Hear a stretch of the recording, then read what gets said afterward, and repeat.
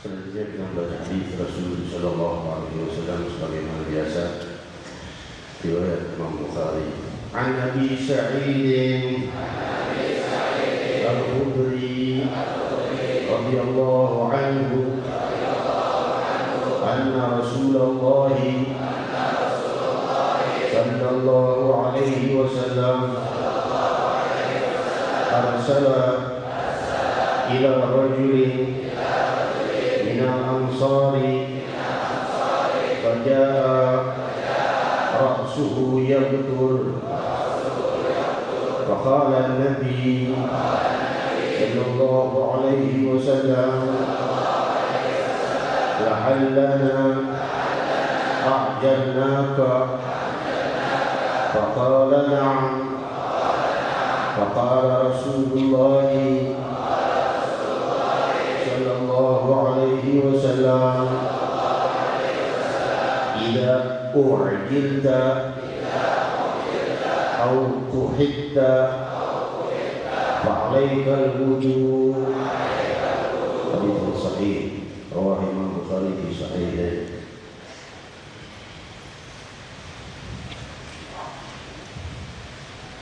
صلوا على محمد.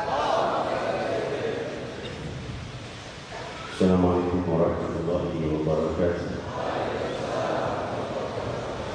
Hamdan li rabbil khassana bi Muhammadin wa anqadhana min dhulmatil jahli wad dayaji. Alhamdulillahi alladhi hadana bi'abdihi al-mukhtar man da'ana ilayhi bil idni wa qad nadana labbaika يا من دلنا وهدانا صلى الله وسلم وبارك عليه وعلى آله. الحمد لله الذي جمعنا في هذا الشهر العظيم والحمد لله الذي جمعنا في هذه الليلة المباركة في هذه المناسبة.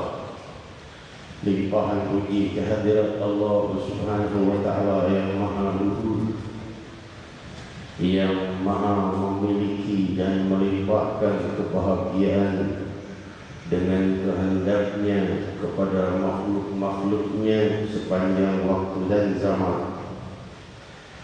maka hamba-hambanya melewati kehidupan dan pasti akan menemui kematian.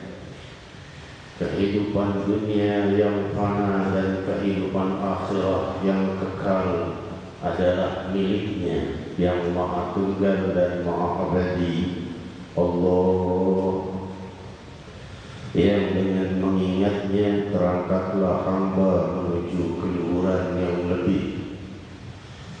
Yang semakin banyak mengingatnya, maka semakin terang benderang dengan cahayanya, cahaya hidayah, cahaya pengampunan, cahaya bimbingan, cahaya kemudahan, cahaya keluhuran, cahaya kasih sayang, cahaya cintanya, cahaya kelembutan, cahaya kebahagiaan dunia dan akhirat yang miliknya, cahaya keridhaannya, cahaya kenikmatannya, cahaya rahmatnya menaungi hamba-hambanya yang ingin dekat ke hadiratnya.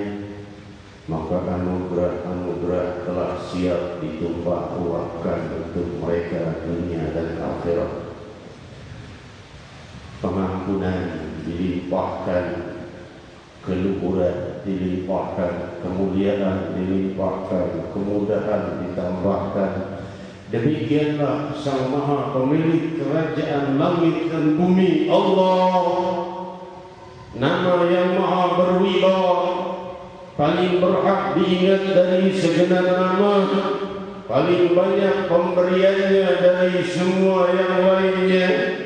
Allah, beruntung hamba yang mengingat dan merenungkan keluhurannya, merenungkan kelembutannya dan kasih sayangnya, dan juga tidak meremehkan kelembutannya, karena Allah memiliki kemurkaan. Allah memiliki siksa dan musibah di dunia, musibah di kubur, dan musibah di akhirat. Namun Rabbul Alamin yang maha lembut telah menenangkan hamba-hambanya dengan firman-Nya dalam hadis qudsi riwayat Sahih Bukhari, rahmati taghlub ghadabi. Dalam riwayat lainnya, rahmati sabaqat ghadabi. Kasih sayangku dan kelembutanku lebih besar dari kemurkaanku. Kelembutanku dan kasih sayangku mendahului kemurkaanku, yaitu melewati daripada kemurkaanku. Terbukti dengan dosa yang siap diampuni bagi yang ingin bertobat, terbukti dari setiap pahala yang dikali lipat 10 hingga 700 kali lipat dari perbuatannya, dan dosa tetap ditulis satu dosa saja. Tentunya kelembutan dan kasih sayang Allah 10 kali hingga 700 kali dan lebih dari kemurkaannya. Maka beruntunglah mereka yang selalu berada di gerbang kemuliaan dalam perbuatan yang diridhoinya, dan merugi dengan sebesar-besar kerugian bagi mereka yang memilih pintu kemurkaan. Kerugian dunia dan akhirat. Seraya berfirman, "Wa may yurid dunya fa 'indallahi thawabud dunya wal akhirah." Wa may yurid, barang siapa yang menghendaki balasan di dunia, Allah memberikan peringatan dari amal perbuatan kita itu. Yang menghendaki balasannya di dunia, Allah peringatkan, sungguh di sisi Allah ada balasan dunia dan akhirat. Allah firmankan, aku lebih kaya dari seluruh apa yang kau dambakan. Aku lebih mampu membalas lebih dari yang kau inginkan. Kau inginkan hanya balasan dunia saja, atau balasan akhirat saja. Allah memiliki balasan di dunia dan di akhirat dari pahalamu. Hadirin hadirat yang dimuliakan Allah, dalam ayat lainnya Allah menyinggung mereka yang hanya ingin balasan dunia saja, tidak mau terpikir untuk balasan di akhirat. Allah murka padanya karena Allah telah peringatkan, jika kau ingin balasan ibadah dari perbuatanmu ini untuk dunia saja, maka tambahkan, karena Allah memiliki balasan dunia dan akhirat, minta balasannya dunia dan akhirat. Itu tidak dilarang oleh Allah. Yang dilarang oleh Allah hanya minta balasan di dunia saja. Kenapa Allah melarang? Karena Allah tahu kau hanya mendambakan kenikmatan yang fana, sedangkan aku memiliki kenikmatan yang fana dan kekal. Kau tidak meminta yang kekal, minta yang fana saja. Minta padaku yang kekal, atau minta padaku yang fana dan yang kekal, akan kuberikan karena semua milikku. Kenikmatan semuanya milik Allah, diberinya kepada siapa yang dikehendakinya. Hadirin hadirat yang dimuliakan Allah, kita berada di rahasia kemuliaan bulan agung, bulan-bulan haram. Beberapa hari dan beberapa malam lagi kita akan berpisah dengan Dzulhijjah yang merupakan salah satu bulan haram. Ingatlah bahwa beribadah di bulan-bulan haram itu pahalanya lebih besar dari seluruh ibadah di bulan lainnya kecuali Ramadan. Ibadah di bulan-bulan haram itu, maksudnya bulan-bulan haram ini dengan makna bulan-bulan mulia. Kok haram bisa bermakna mulia? Bahasa Arab itu luas. Hadirin hadirat yang dimuliakan Allah, oleh sebab itu layak kita ketahui bulan-bulan haram itu ada berapa? Ada 4 bulan haram, bulan mulia. Bulan Ramadan kenapa tidak disebut bulan haram? Lebih agung lagi dari hal yang 4 ini.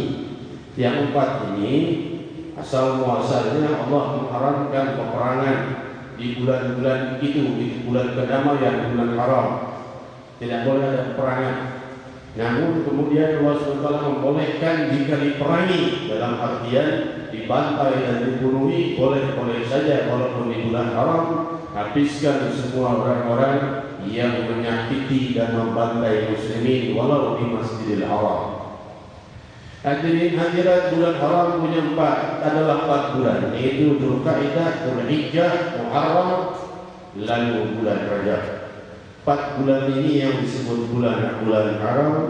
Kita berada di bulan Dzulhijjah, pahala-pahala kita jauh lebih besar diganjar oleh Allah dari bulan-bulan lainnya.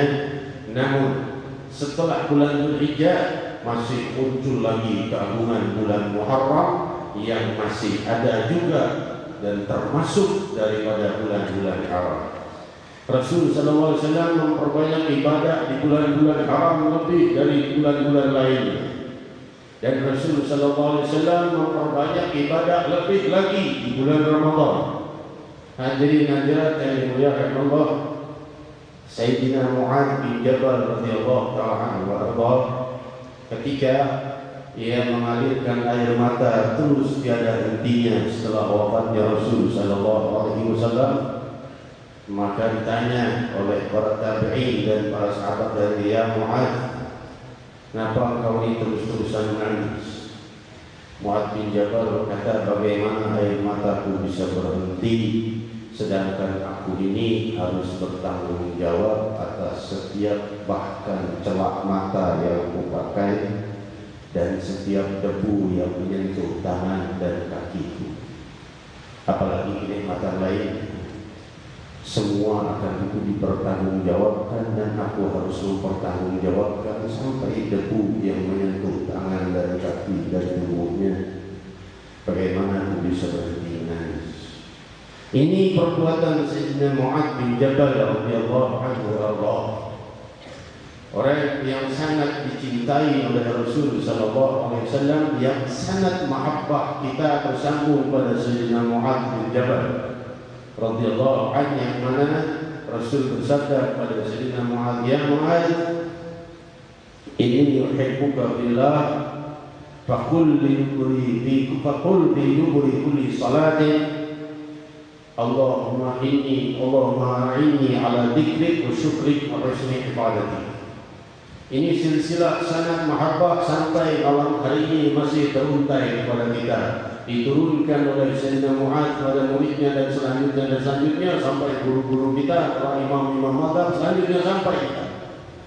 Sebut sanad mahabbah, yaitu sanad cinta kepada Rasulullah sallallahu alaihi wasallam dan dari Rasulullah sallallahu alaihi wasallam. Karena Rasul yang berkata, bukan Mu'adz. Rasul yang berkata, sungguh aku mencintaimu karena Allah. Katakan setiap selesai salat, Allahumma a'inni ala dzikri wa syukri wa husni ibadatik. Dengan mohon ridha pada para habaib dan para guru-guru kita, para ulama, para sepuh, mohon restu. Malam ini saya ijazahkan sanad mahabbah dari guru mulia kita Musnid al-Arabillah Habib Umar bin Khatib, dari guru-guru beliau terus sampai Sayyidina Mu'adz bin Jabal, sampai Rasul sallallahu alaihi wasallam. Maka saya ucapkan, aku sungguh mencintai kalian karena Allah. Maka usahakan membaca setiap habis salat, Allahumma a'inni ala dzikrika wa syukrika wa husni ibadatik. Ucapkan bersama-sama, Allahumma a'inni ala dzikrika wa syukrika wa husni ibadatika. Wahai Allah, bantulah aku untuk banyak mengingatmu dan berzikir padamu dan banyak bersyukur padamu dan memperbaiki ibadah-ibadahku. Hadirin hadirat yang dimuliakan Allah, maka insya Allah telah sampai ucapan dari sang Nabi, aku mencintai kalian, dan ucapkan setiap satu salat, Allahumma a'inni ala dzikrik wa syukrik wa husni ibadatik. Saya ijazahkan, ucapkan qabiltul ijazah. Kami terima ijazahnya.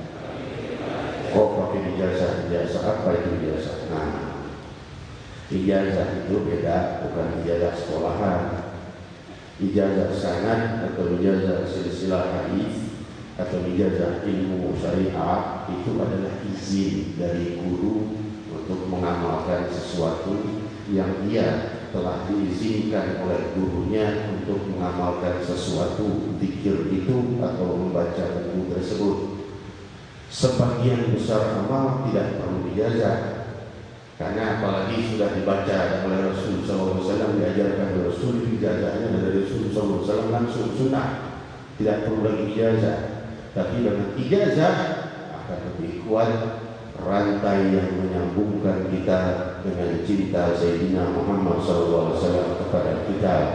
Maka telah sampai rahasia kecintaan Rasul SAW kepada kita semua. Rantai mahabbah atau rantai cinta ini tidak bisa diputus dalam kehidupan dunia hingga akhirat.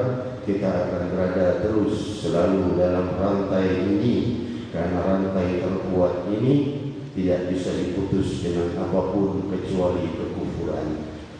Hadirin hadirat yang dimuliakan Allah, semoga di hari kiamat kita masih tetap dalam rantai orang-orang yang dicintai oleh Rasul sallallahu alaihi wasallam dan mencintai Rasulullah sallallahu alaihi wasallam. Ya, saudara-saudariku yang dimuliakan, ini Mu'adz bin Jabal radhiyallahu anhu masih dinami seperti itu. Seperti saya perjelas mengenai yang saya sampaikan tadi, bukan hal yang wajib kalian baca tiap habis sholat fardu, tidak wajib. Kalau ada kesempatan jangan tinggalkan. Apa sih tadi bacaannya lupa? Tanya sama kontak person, nanti di SMS-kan. Ya, jadi hadirin-hadirat semampunya dibaca setiap habis sholat. Kalau sibuk atau lupa, maklum, bagusnya ditolong supaya memperkuat hubungan cinta Rasul pada kita tidak lepas. Hadirin hadirat, cinta Rasul SAW pada umatnya tidak akan pernah lepas kecuali dengan kekufuran. Hadirin hadirat yang dimuliakan Allah, diriwayatkan di dalam salah satu riwayat yang kuat oleh guru kita Musnid Al-Abdullah Al-Habib dalam kitabnya Qabasul Nurul Mubin, bahwa barang siapa yang tidak peduli dari mana dia mendapatkan rezeki, halal atau haram, dia tidak peduli, mau haram ke, mau syubhat ke, mau halal ke, pokoknya sikat aja. Yang seperti ini Allah tidak peduli dia masuk pintu neraka dari pintu yang mana. Terserah seluruh pintu neraka mengambil namanya, karena terkait pada seluruh setiap nafasnya dan setiap hartanya dan setiap apa yang dia lewati dalam kehidupan, hal-hal yang haram terus menggelapkan ke semua itu. Saudara-saudariku yang muliakan, tentunya kita selalu menjauhi hal-hal yang haram sebagai seorang yang muslim atau muslimah. Tetapi kita masih banyak terjebak dengan hal-hal yang syubhat, yang tidak jelas halal dan haramnya. Kita beli ayam, jelas nggak itu ayam dipotong dengan nama Allah? Apa jangan-jangan ayam tiren, ayam mati kemarin, dibangke? Ya, zaman sekarang tersebar, apalagi di ibu kota. Pasar induk itu berapa ratus ribu ayam bangkai, berapa ratus ribu ayam setiap harinya disuplai ke pasar induk. Dari ratusan ribu ayam itu, enggak mustahil ratusan yang bangkai. Ratusan ribu yang masuk, masa ada yang mati? Dibawa datang jauh-jauh dari Bogor, dari Cianjur, dari Bandung dan lainnya di truk, dihimpit satu persatu dengan masing-masing badannya satu truk bisa bawa 1.000 atau 500 ekor. Masa ada yang diikat atau mati salah satu? Nah, kalau ratusan ribu ayam masuk dipasok pasar induk, tentunya mungkin ratusan sudah jelas yang bangkai, sudah mati. Tapi pasar induk dijual juga, dijual juga, karena ada yang mau beli buat hewan-hewannya, ada yang pelihara anjing, beli ayam yang bangkai lebih murah, karena di pasar induk jualnya lebih murah. Dan juga yang membeli untuk ikan-ikannya, untuk hewan-hewan peliharaannya, daripada beli yang mahal, yang potong, ngapain untuk hewan yang bangkai, apa?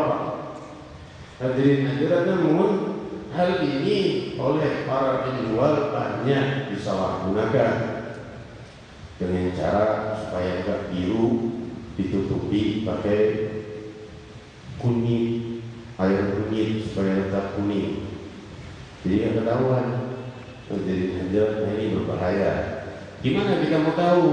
Kita lagi memakmurkan, insya Allah, penjualan ayam potong yang jelas-jelas dilihat dia menyembelihnya hingga memilikinya dan memberikannya kepada kita.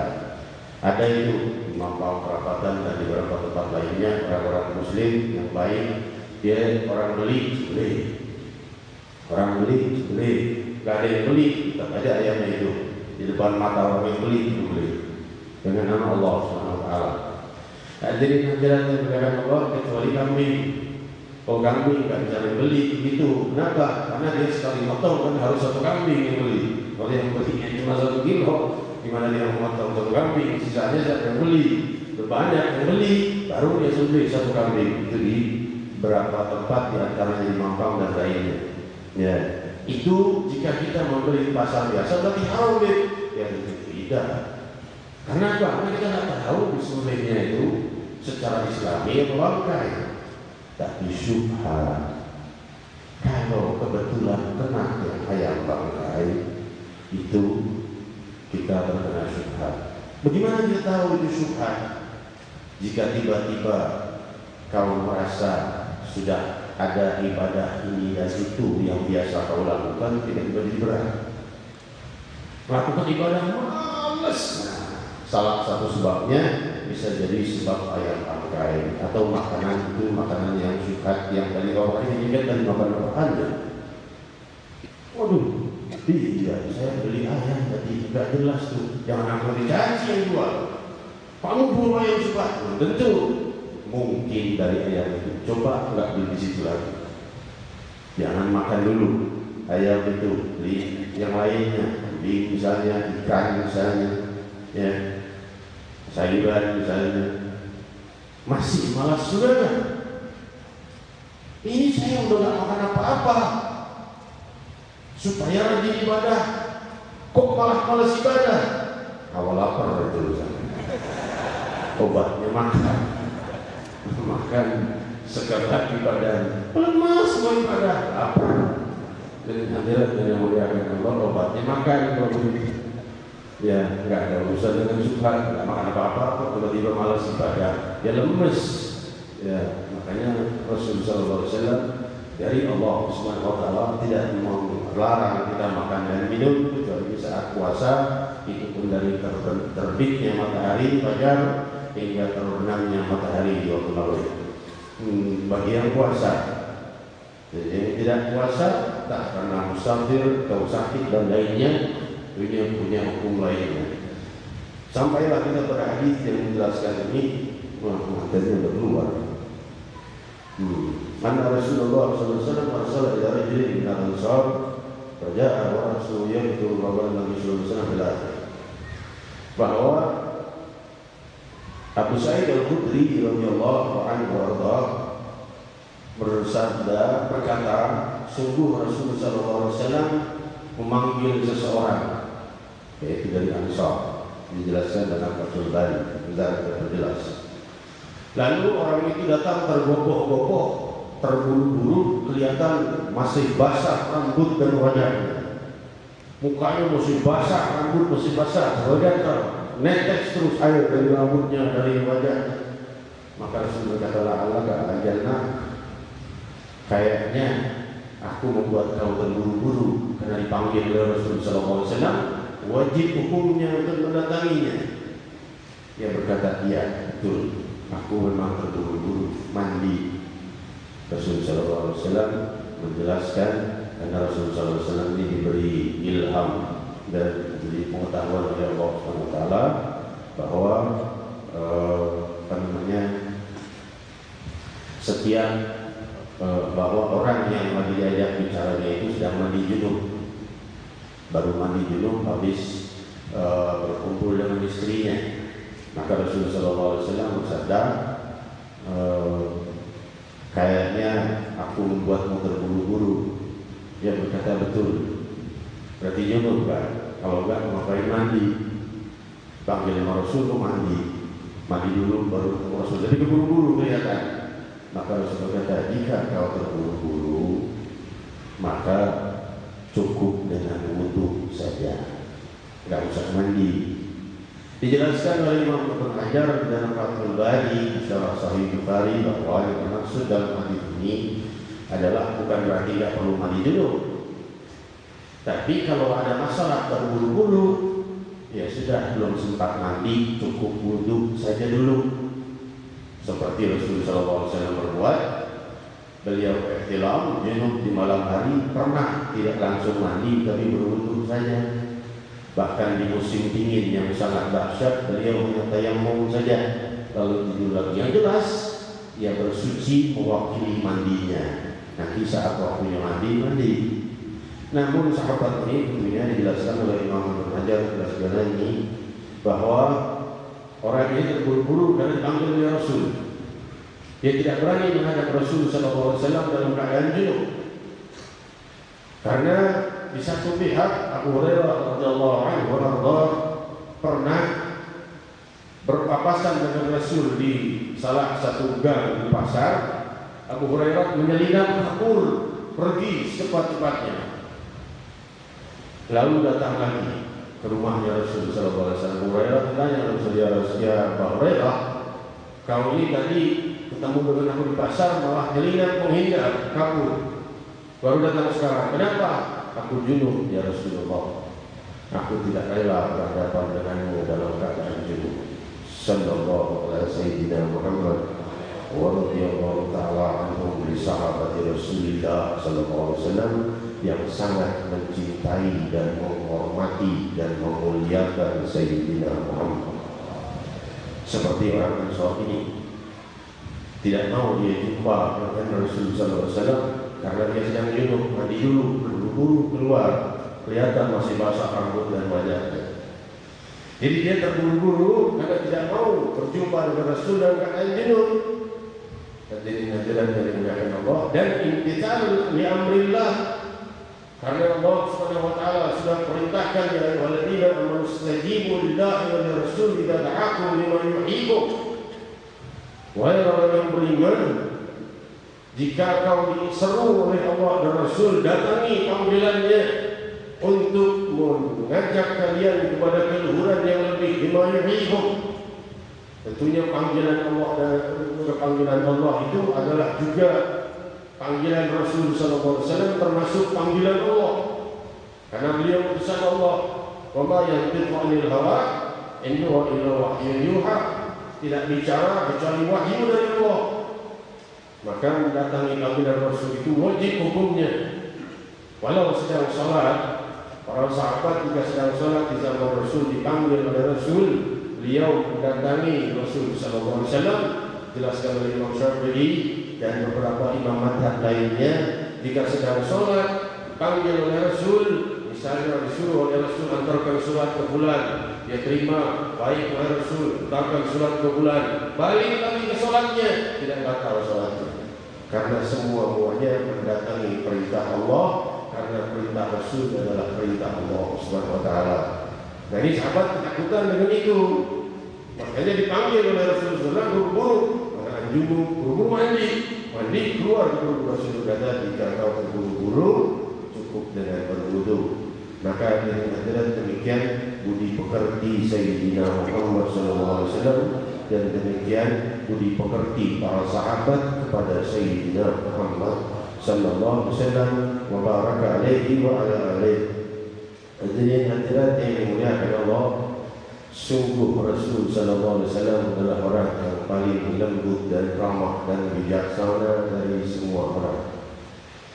Beliaulah yang paling lembut dan memang diperintahkan oleh Allah untuk berlemah lembut. Saudara-saudariku yang memuliakan, hadirin hadirat yang dimuliakan Allah, kelembutan Allah Subhanahu wa taala disampaikan dengan sosok Sayyidina Muhammad sallallahu alaihi wasallam yang berbicara dan menyampaikan hal itu. Diriwayatkan dalam Sahih Bukhari dan lainnya.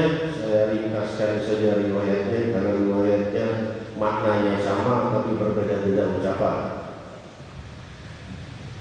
Ketika Rasulullah SAW sedang melihat satu orang bocah berjalan, tidak ada yang memeganginya, bocah kecil. Rasul mengambil bocah itu dan berkata, "Ini apakah bocah ini punya ibu?" Maka seorang wanita keluar dari kemahnya, tergopok-gopok sambil menangis, berkata, ini putraku itu anakku.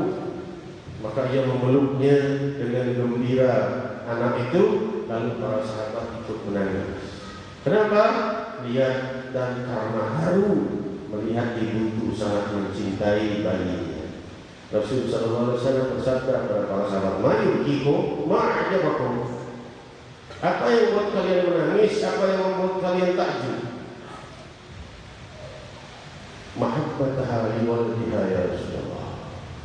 Cinta ibu itu kepada anaknya ya Rasulullah sungguh hebat, membuat kami terharu, ikut nangis juga lihat dia begitu memeluk anaknya karena kehilangan anaknya, mencari mana ketemu lagi, peluk dengan hangat dan nangis karena gembira, ikut nangis sahabat karena terharu. Maka Rasulullah SAW bersabda, "Inna Allah arhamar bi ibadihi min hadhihi waladiha."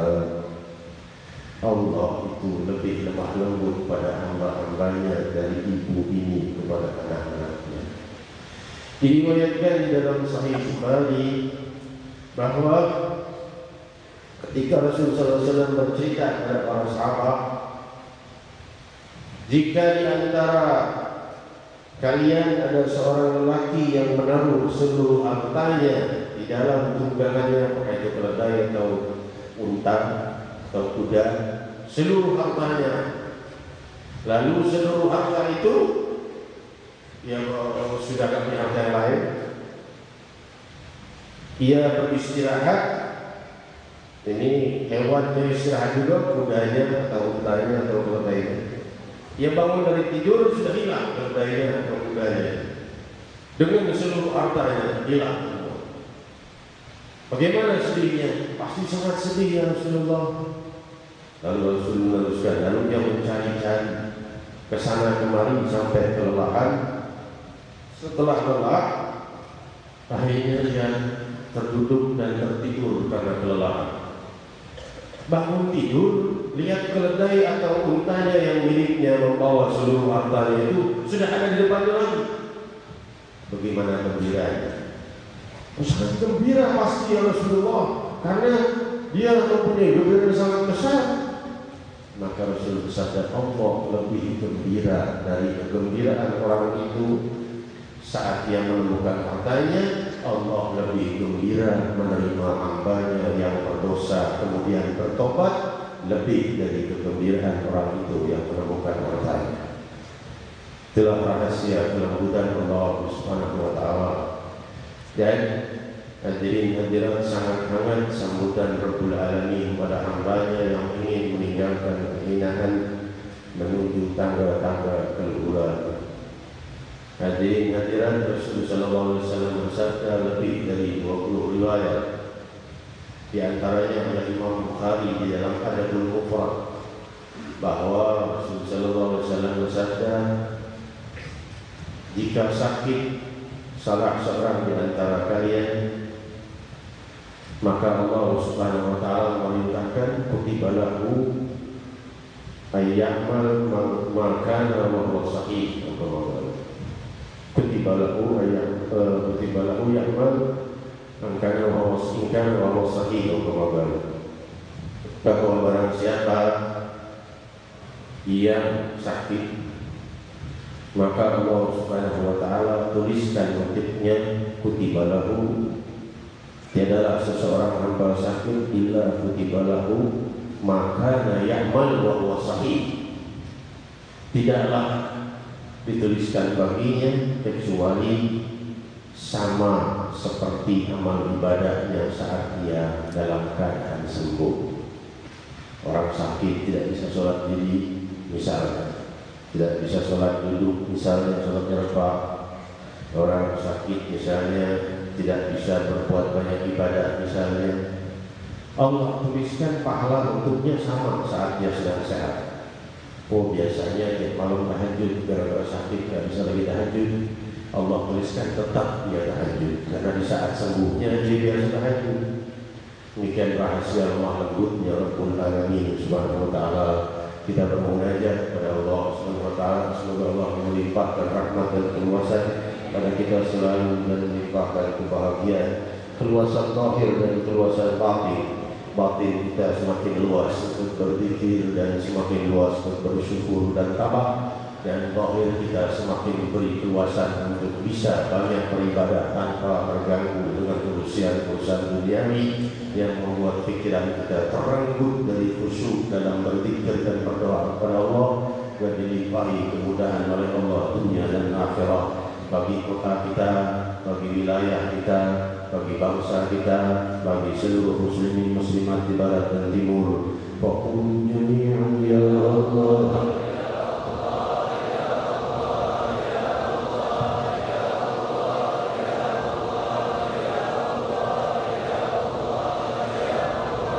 ya Allah, ya Allah, ya Allah, ya Allah, ya Allah, ya Allah.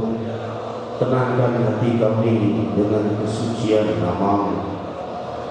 Kabulkan seluruh hajat kami demi kedermawanan nama-Mu. Hajat dunia dan hajat akhirat, kebutuhan dunia dan kebutuhan akhirat, balasan dunia dan akhirat. Wahai pemilik kenikmatan dunia dan akhirat, ya Allah, ya Allah, beri kami ketenangan, beri kami kedamaian, jauhkan kami dari perpecahan. Ya Allah, ya Allah, ampuni seluruh dosa-dosa kami, jauhkan kami dari musibah dan cobaan, gantikan dengan anugerah dan rahmat. Ya Allah,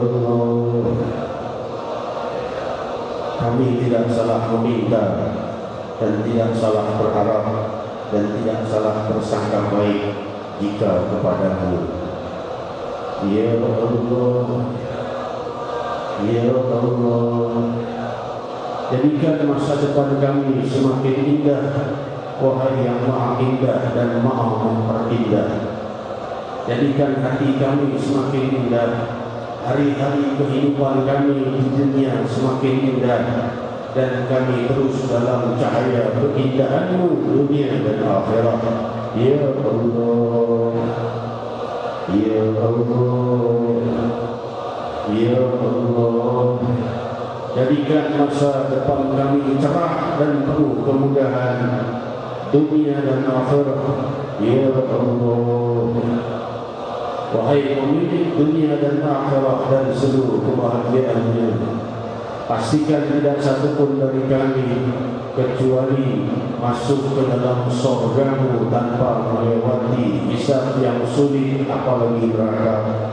Ya Allah, kami tidak mampu bertanggung jawab atas setiap perbuatan kami, setiap debu yang menempel di tangan dan kaki kami.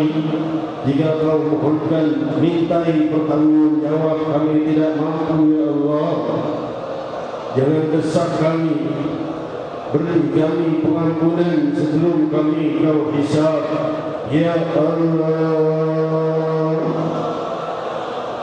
Ya Allah, Ya Rahman, Ya Rahim,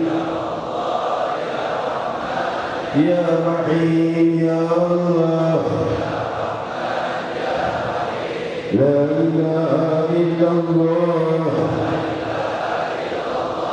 La ilaha illallah, La ilaha illallah,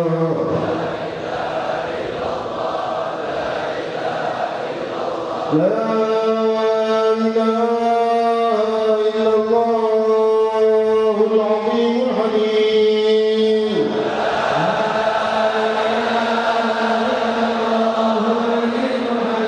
Ya ilaha illallah rabbul arsyil azim.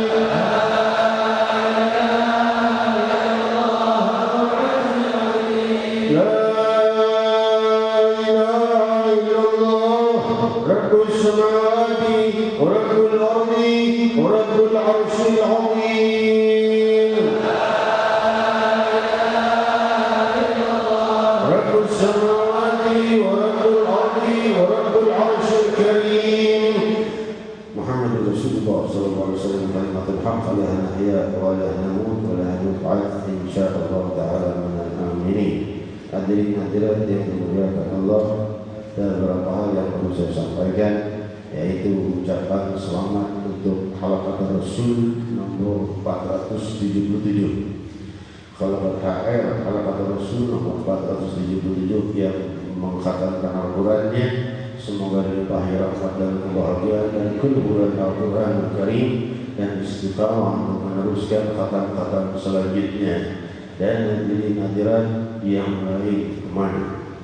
Ini 477 nomornya, berarti ada 476 yang masih nambah. Semoga Allah Subhanahu wa taala memberikan kemudahan bagi kita untuk membaca Al-Qur'an Al-Karim dan membuat kita selalu tenang dengan Al-Qur'an Al-Karim dan mencintai membaca Al-Qur'an Al-Karim. Selanjutnya hadirin yang dimuliakan Allah, kita ucapkan doa untuk yang hilang, kerabatnya yang hilang, ya, dari sejak hari kedatangan Guru Mulia Muhammad Al-Billah bin Al-Imam Muhammad Al-Nabi yang lalu hilang sampai saat ini belum bertemu. Insyaallah sebelum kedatangan Guru Mulia kita yang selanjutnya ini sudah kembali lagi kepada kerabatnya. Ala niat dan seluruh niat-niat kita dan hajat-hajat kita, ala niat wa ala kulli niatin salihah wa ila hadratin Nabi sallallahu alaihi wasallam. Al-Fatihah.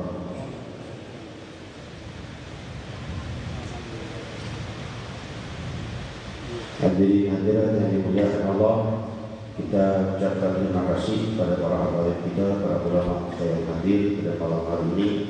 Juga kita doakan dengan doa-doa seluruh-luruhnya doa, semoga dilimpahi rahmat dan keberkahan Allah Subhanahu wa taala, dan juga bagi para pengurus Dewan Pengurus Masjid Raya Al-Munawwar dan para wakafnya yang masih hidup, yang telah wafat, yang masih hidup, semoga dilimpahi keberkahan dunia dan akhirat. Yang telah wafat semoga dimuliakan semulia-mulianya di alam barzakh. Juga ucapan terima kasih kepada personil dari Polsek Pancoran dan Polres Jakarta Selatan yang turut mengamankan acara. Juga ucapan doa untuk Kapolda Metro Jaya yang baru, yaitu Irjen Pol Putut Eko Bayu Suseno, beragama Islam, menghormati dan juga mengundang saya dalam acara pelepasannya, dan juga mengirimkan SMS terima kasih. Semoga beliau dilimpahi rahmat dan dibimbing oleh Allah dengan bimbingan yang baik, memimpin keamanan di wilayah Metro Jaya dengan sebaik-baiknya.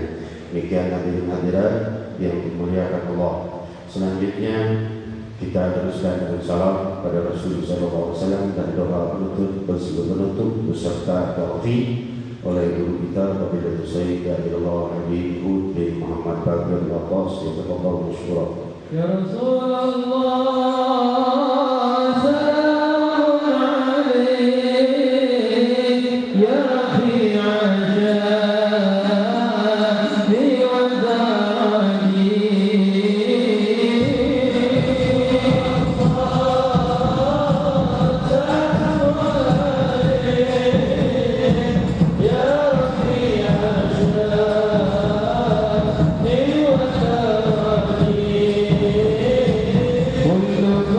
untuk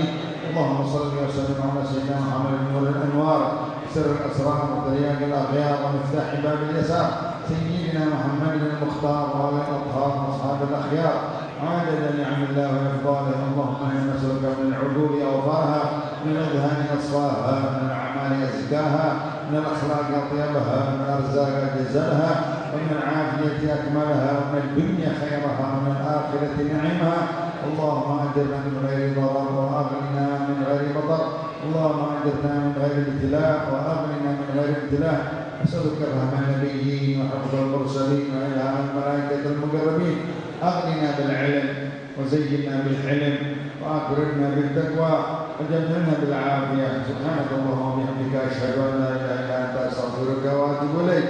وصلى الله على سيدنا محمد النبي الأمي وصحبه وسلم والحمد لله رب العالمين.